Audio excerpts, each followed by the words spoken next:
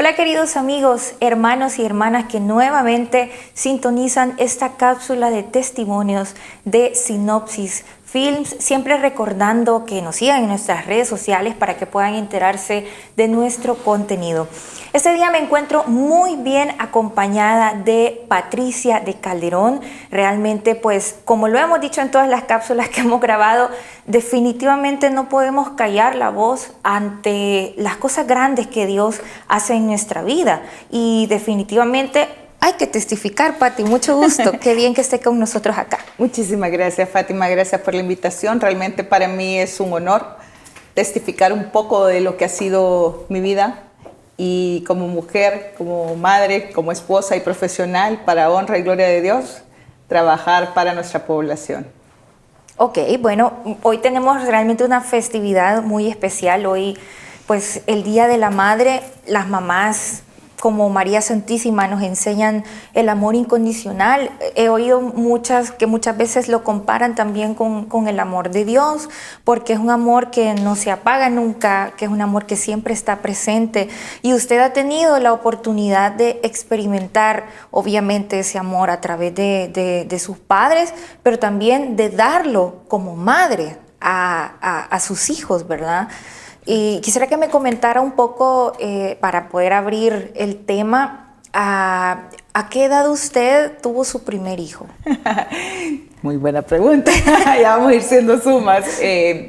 Pues la verdad que Diosito fue tan misericordioso que yo le había pedido que más o menos a los 24 años quería tener mi primer bebé, y así nos lo concedió a Billy y a mí, tener nuestra primogénita. Fue hembra.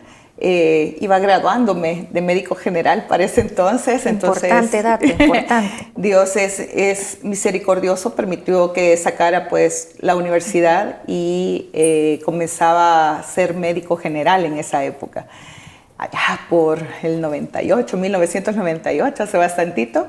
Y realmente fue una experiencia súper bonita porque comenzás con tu primer trabajo de la nada, y con muchos miedos, con dificultades.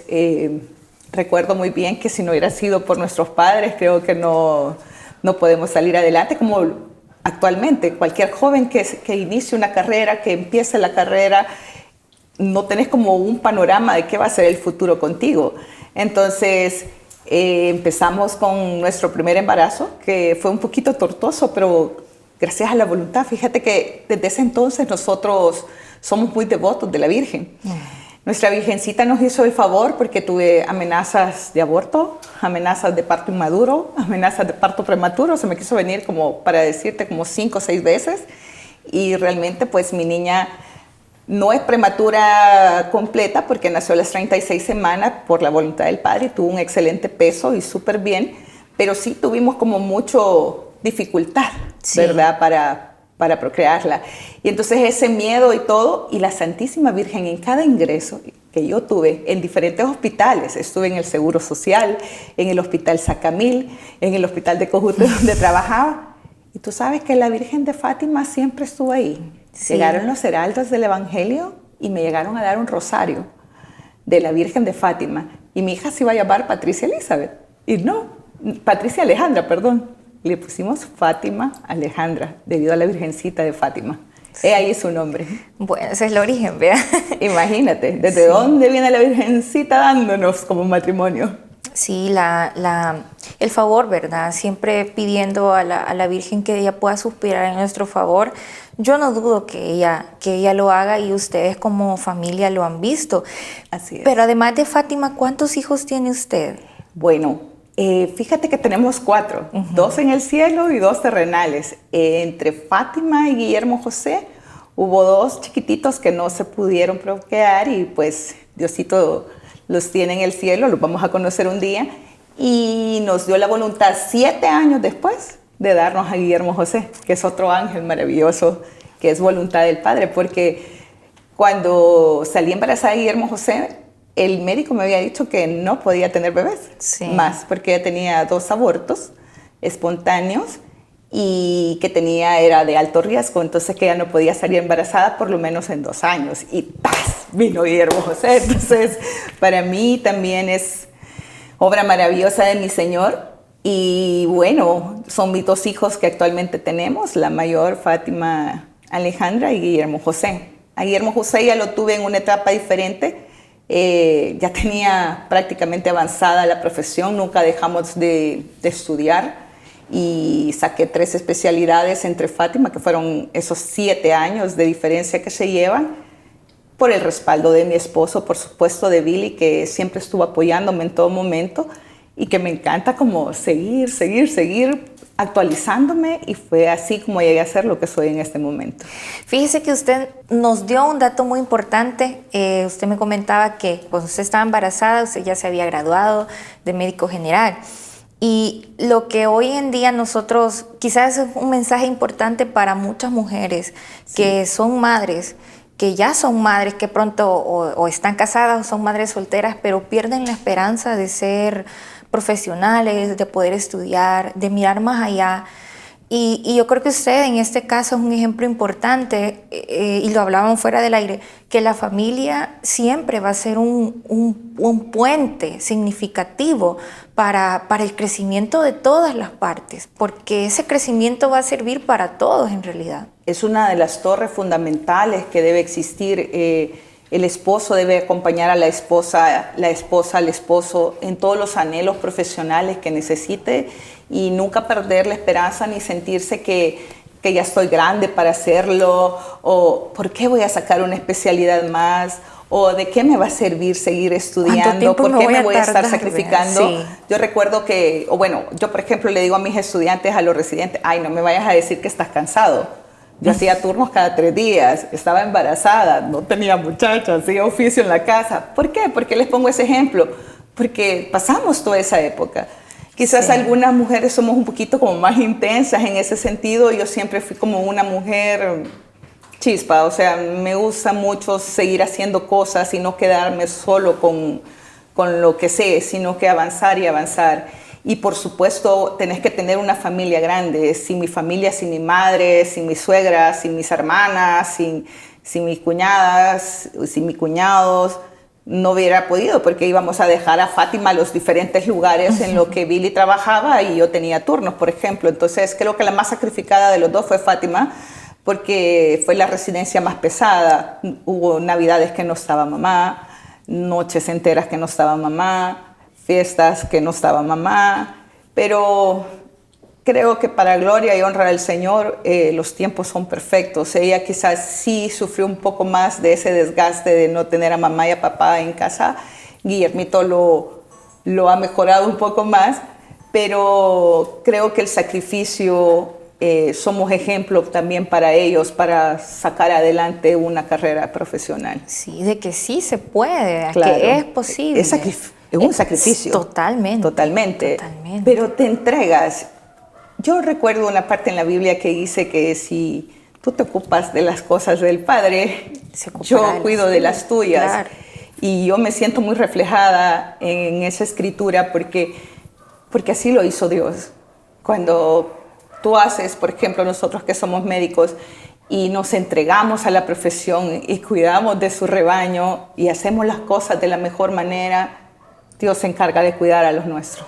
Sí, fíjese que, bueno, me gustaría de pronto que nos pudiera relatar alguna anécdota importante, algo que haya marcado su vida familiar y también su vida como profesional, que nos pueda comentar de qué se trata, en sus estudios, además más bien las especialidades, porque ya nos comentó que es médico general, pero eso es solo una parte, ves, la punta del iceberg de todas las cosas que usted ha hecho.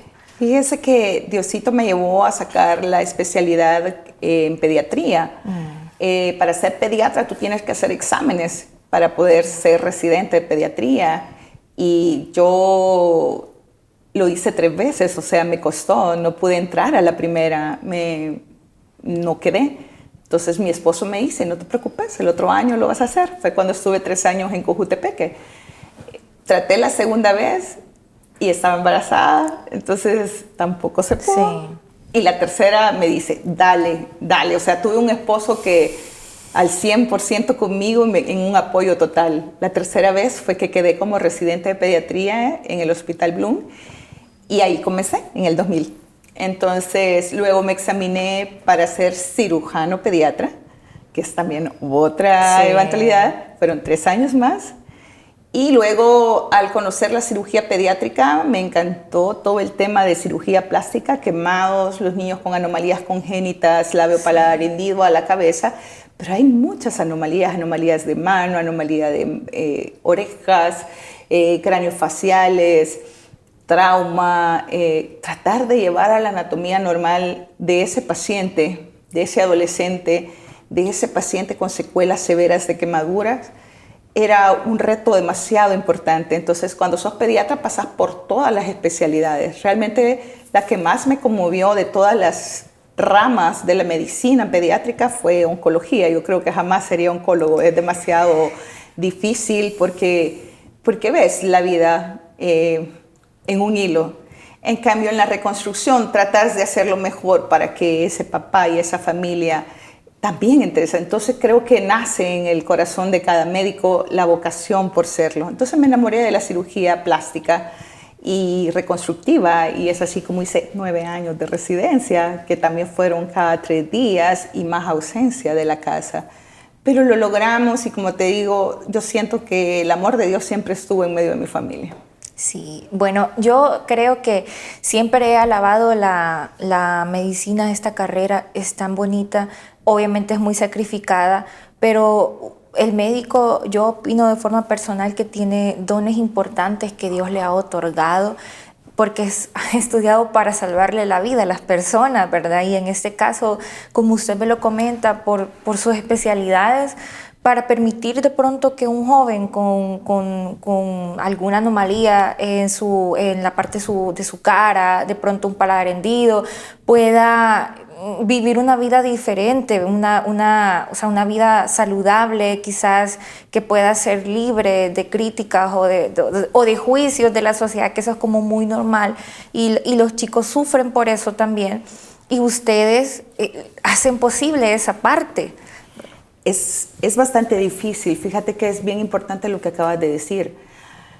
En la sociedad actual que estamos, el aspecto físico es demasiado importante. Sí. Las redes sociales son difíciles porque somos muy juiciosos, unas críticas muy severas, y pienso que cuando yo tengo a mi niño en mi consultorio, más que todo el adolescente, estamos hablando de niños entre 12 y 18 años de edad, que tiene la esperanza de verse normal, cuando ya se ve normal, pero él se sigue viendo anormal por un prejuicio, por un estigma, y creo que ahí es donde debemos de llegar a la población a través de cualquier medio como este. O sea, este medio es tan importante que llegue a la población en general, porque debemos educarnos, ser más humanos, ser más solidarios. No solamente está en las manos del médico, del profesional que lo haga, sino que en el corazón de cada uno.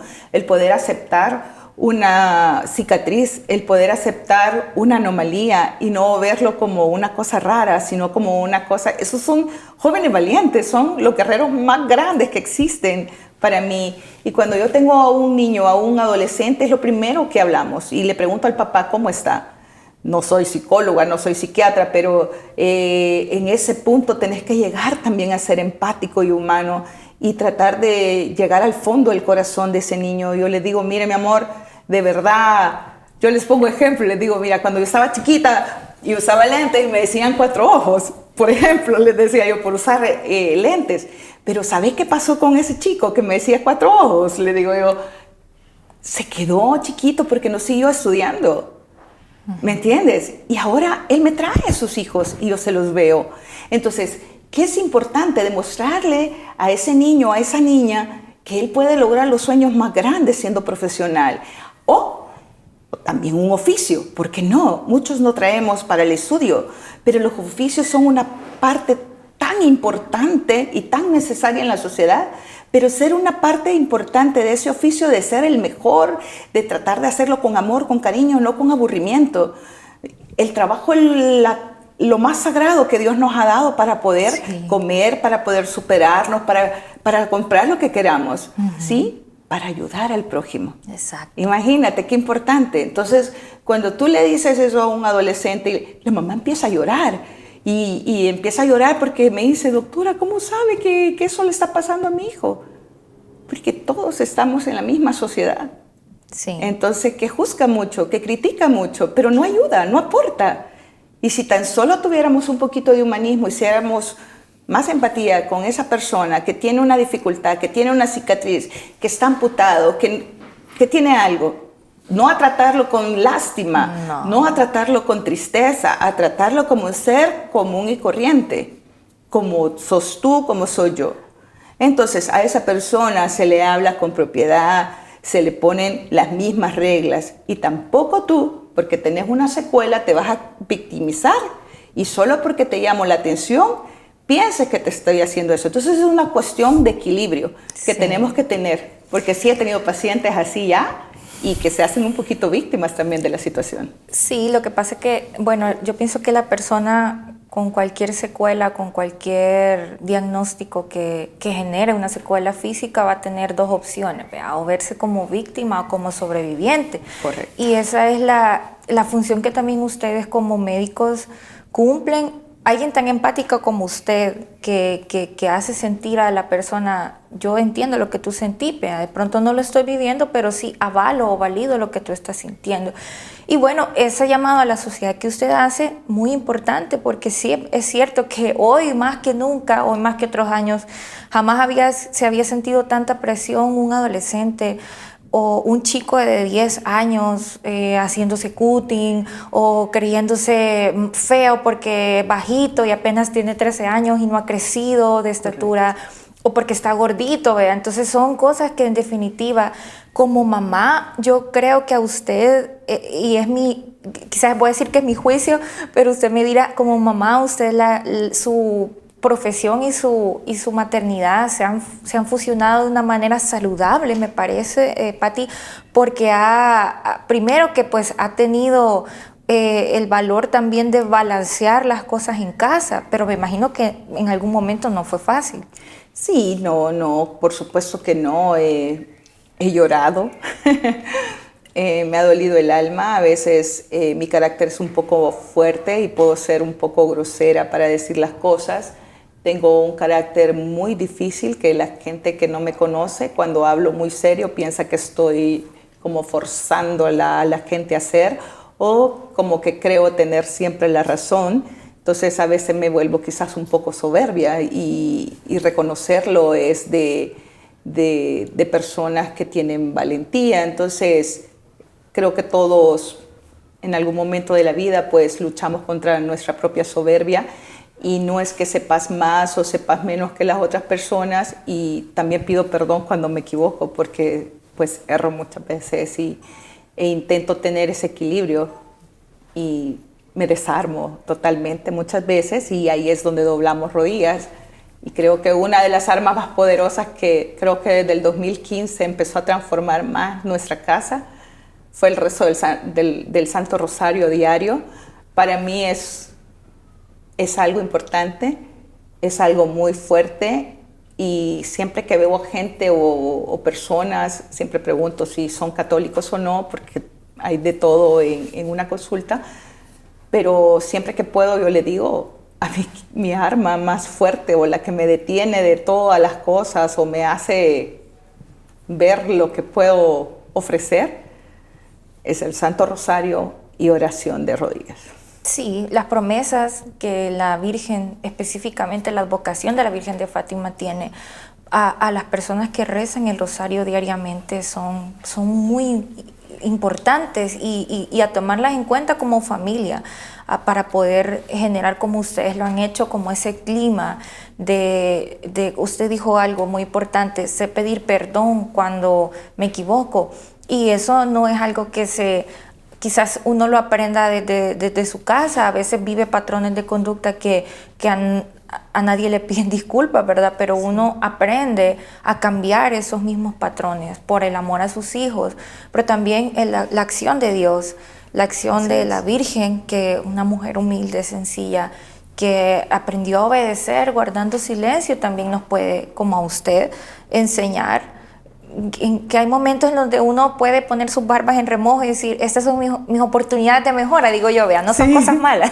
son oportunidades de mejora, porque es posible que las podamos cambiar. Por supuesto. Entonces, yo, bueno, me encanta la historia, yo de verdad me siento muy impresionada por su currículum, pero también por todas las cosas que usted ha hecho. Sé que el panorama no ha sido fácil, sobre todo en el tema del hospital, ¿verdad? Hay áreas que quizás son más complejas que otras, ya usted lo dijo, oncología, pero me llama la atención el área de niños quemados, quizás por el sufrimiento que ahí hay y lo que en algún momento Jesús dijo, en el que sufre en la tierra, o sea, uno puede ver el rostro de Jesús. Y qué tal que todos los profesionales de la salud como usted pudieran verlo de esa forma. En el rostro de esos niños o en el rostro de su paciente adulto, pueden mirar el rostro de Jesús. Fíjate que yo creo que los hospitales pediátricos tienen una peculiaridad y yo creo, no es que seamos santos, pero el personal de un hospital pediátrico es un personal demasiado especial. Sí. Todo mi personal de enfermería, antes de iniciar una jornada, tú las vas a ver reunidas y hacen oración. Y de verdad que lo sepa la población, o sea, nunca estamos en un hospital para hacerle daño a un niño, al contrario, hemos tenido años de luchas, años de sacrificios para brindar lo mejor de nuestros conocimientos. Y yo le digo a la gente, o sea, de verdad no somos dioses, pero tratamos de hacer nuestro mejor trabajo, igual enfermería. Creo que enfermería es una de las carreras más importantes porque ellos están 24/7 con el paciente. Sí. Y muchas veces son juzgadas mal y que maltratan al paciente y cosas así. Yo digo, si alguien fuera enfermera y estuviéramos al revés, dirían, increíble cómo es la entrega. Claro. Mucho del personal llega a un límite que se llama burnout, como que estás como full estresada de oír los gritos, los llantos, y eso que tenemos algólogos para el dolor y todo eso, y nos ponemos a los papás. Yo cuando hablo con los papás directamente, yo se los digo a ellos, es normal que usted sienta frustración, negación, que busque un culpable. Porque siempre en un quemado, en un trauma, uno para sentir menos dolor trata de buscar un culpable. Entonces, mire que me lo ha pinchado 20 veces, ella no puede, no sé qué. Pero un pinchón no me lo va a matar, pero una infección sí. Entonces necesito que tomen esa vena. Entonces se le explica al papá que entre en razonamiento, por ejemplo. Vemos violencias a veces en medio de que papá llega y acusa a la mamá que por culpa de ella se quemó el bebé, y le digo, pues la verdad que es culpa de los dos, entonces tratamos de apagar un poco el fuego que hay, porque usted también es papá del menor, ¿y dónde estaba usted? Entonces, claro, porque responsabilidad somos todos, hasta que saquemos adelante a ese niño. Entonces es una situación un poco compleja y difícil, y nos ponemos en el dolor de la mamá. Todos hemos sido pacientes, o sea, los médicos también nos enfermamos y nos enfermamos feos. Entonces, cuando nos enfermamos, nos volvemos pacientes y sabemos a qué vamos y sabemos lo que puede pasar. Y tenemos que tener esa paciencia, que es la que nosotros les pedimos muchas veces a los pacientes, por eso se llama paciente, paciencia, ¿verdad? Porque no se cura como con una varita mágica y no te va a quedar cicatriz y no te va a doler y nada, no. Hay un proceso, todo tiene un proceso. Aún en la reconstrucción, hasta en lo estético, imagínate, o sea, en lo estético tienes que pasar un proceso de meses para que llegue a un efecto deseado. Entonces, todo tiene su tiempo, todo tiene su evolución, y todo tiene su historia. Entonces hay que ser pacientes para llegar a obtener los resultados requeridos. No va a ser como Dios lo trajo al mundo, porque solo Dios hace maravillas, pero sí va a haber una cubierta biológica y se va a tratar de dejar lo más anatómico posible para que siga una vida funcional y normal, llegar a una función del miembro para que tenga una vida sociable normal. Sí, quizás aquí yo me atrevo a hacer como un llamado importante a la parte de la rehabilitación. O sea, una persona con una situación de discapacidad adquirida por una amputación, por una quemadura, siempre va a necesitar rehabilitación, siempre. Entonces es un proceso de adaptación. Y tú sabes que la cicatriz, las personas piensan que a los 7 días que le quitas los puntos, esa cicatriz ya estuvo. No, esa cicatriz se cura entre 6 meses a 1 año, por muy chiquita que sea. Sí. Se vuelve dura, y depende de la cicatrización, se encuentra con otro tipo de cosas, y la rehabilitación puede ir de 1 a 2 años y de por vida, dependiendo de la edad. Sí, Pati, quizás como para ir aterrizando, quisiera consultarle, ¿cuál ha sido su reto más grande como madre?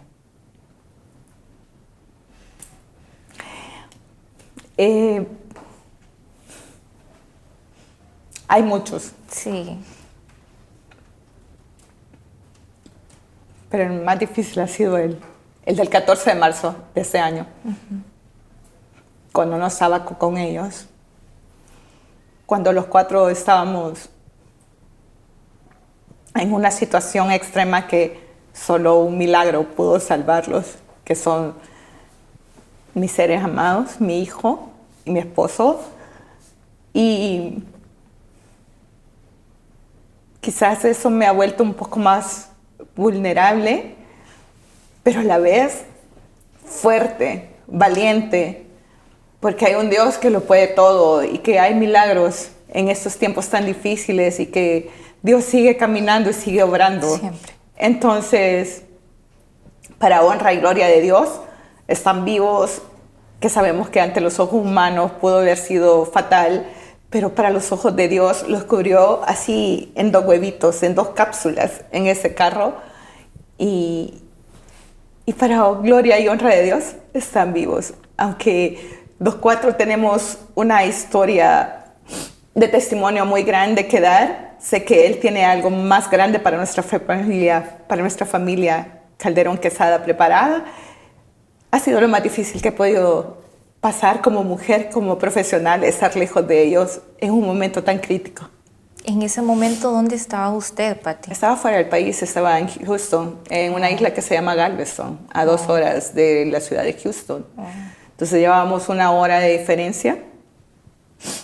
Creo que fue 12:40 el percance, allá eran las 1:40. Entonces, a los 5 minutos empecé a tener ángeles, llamada de ángeles, de personas que me empezaron a hablar, y agradezco, ojalá que me escuchen en esta entrevista, Madeline, Rebeca, Ricardo, que fueron como 3 personas que no conozco, y que se acercaron a mi hijo, que fue el que salió ileso por voluntad de mi padre, sin nada.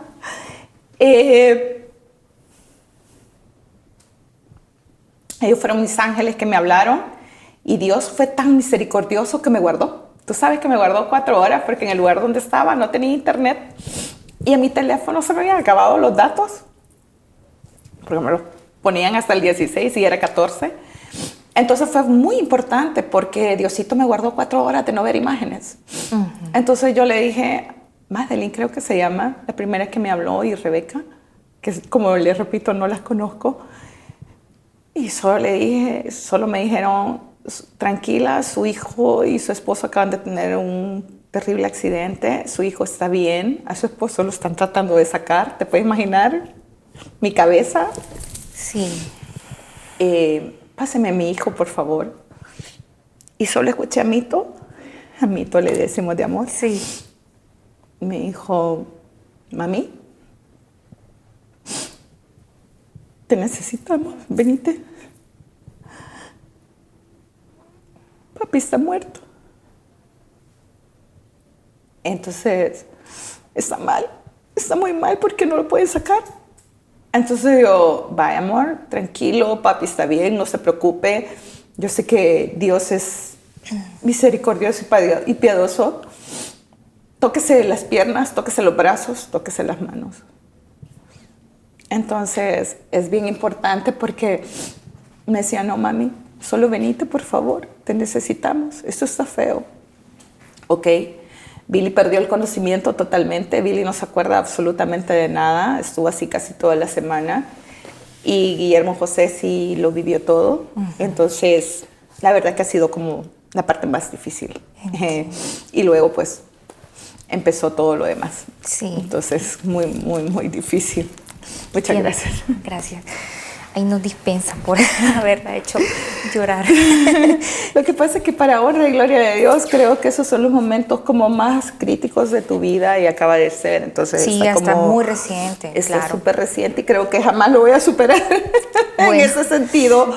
Pero estamos demasiado agradecidos con Dios porque de verdad, o sea, no ha sido fácil y ahorita estamos pues en el proceso con Billy, que primeramente Dios en su misericordia poco a poco, un día a la vez, paso a pasito. Así es. Y quizás otro de los puntos importantes y no menos importante fue el de mi hija, que estábamos conectados los cuatro. Y me habló en el momento que colgué con esta muchacha y le digo, hija, váyase para la Monseñor y los procesos. ¿Qué pasó, mami? Y ya le dije, papi, y ella bajó. O sea, ella dice, llegó, Guillermito iba en la Cruz Verde y solo le dijo, por favor, lléveselo al Bloom, que mi mami trabaja ahí, por favor, lléveselo al Bloom. No, le decían, ¿cómo va a creer si tiene 17 años? No lo van a aceptar. Entonces fue como caos y después ella fue a buscar a papá y papá ya no estaba, pero había sangre, todo tirado, era un desastre. Entonces ella dijo, Dios, ¿qué hago? Estoy sola, mami no está, papi no está, mi hermano no está, estoy sola en medio de ese lío. Así que para mi gloria de mi Señor, como le digo, yo creo que Dios tiene algo demasiado importante en nuestra familia. Y como mamá, imagínate cómo fue Diosito. Siempre he estado en medio de emergencias grandes, pero en la de mi familia el Señor no permitió que estuviera. Y que solo tuviera la fe de que todo iba a salir bien. Y no me puso en el país hasta el día siguiente, casi a las 30 horas. Pude ver a mi familia después. Sí. Él tiene los planes perfectos. Estamos pidiendo discernimiento y sabiduría para saber qué quiere de nosotros y aquí estamos. Bueno, yo creo que los misterios de Dios a veces no podemos comprenderlo, ¿verdad? Sin embargo, estoy 100% segura que de toda situación de crisis, como usted, nosotros podemos llegar a sacar un aprendizaje importante. Demasiado grande. Y yo pues es normal que usted sienta eso de llorar o que llores, claro. Esto está supremamente reciente y aunque no lo estuviera, igual tenemos derecho de hacerlo, ¿verdad? Entonces, qué importante, yo le agradezco que se haya abierto de esa forma para nosotros. Muchas gracias. Le agradezco mucho la confianza. Y pues que este mensaje haya servido o sirva pues para muchas personas que hoy día están tal vez viviendo una situación similar, una situación de salud o una madre joven, quizás un mensaje importante para esas mamás como usted, mamás que luchan, mamás que tal vez no han tenido apoyo, pero que están ahí con el deseo de sacar adelante a sus hijos, de salir adelante ellas, de ser felices. De pronto me gustaría que me pudiera apoyar con un mensaje para esas mamitas. Por supuesto, yo creo que nunca deben dejar de creer en nuestro Señor. Él es el que sostiene, Él es el que te lleva, Él es el que tiene siempre la última palabra y sé que nunca la va a abandonar. Luchen por sus sueños, luchen por su familia, no decaigan y los jóvenes sobre todo ahora que hay tanta depresión, de verdad. Sí. La depresión del joven es simple y sencillamente porque no está Diosito en su corazón. Por favor, luchemos contra todo este enemigo que está tratando de bajar todo ese sentimiento, toda esa duda, ponernos en duda ante los milagros del Señor. Le agradezco mucho y feliz Día de la Madre para una gran mamá como lo es usted. Para mi madrecita, para mi suegra, para todas las mamás del Salvador, un fuerte abrazo y ánimo. Muchas gracias, doctora. Yo pues nos sentimos agradecidos también con ustedes y felicitamos a todas las mamitas que nos han visto a través de esta transmisión. Que Dios nuestro Señor siempre bendiga sus corazones con alegría, con gozo, con mucha paz y que nuestra Madre Santísima siempre suspire en nuestro favor. Bendiciones.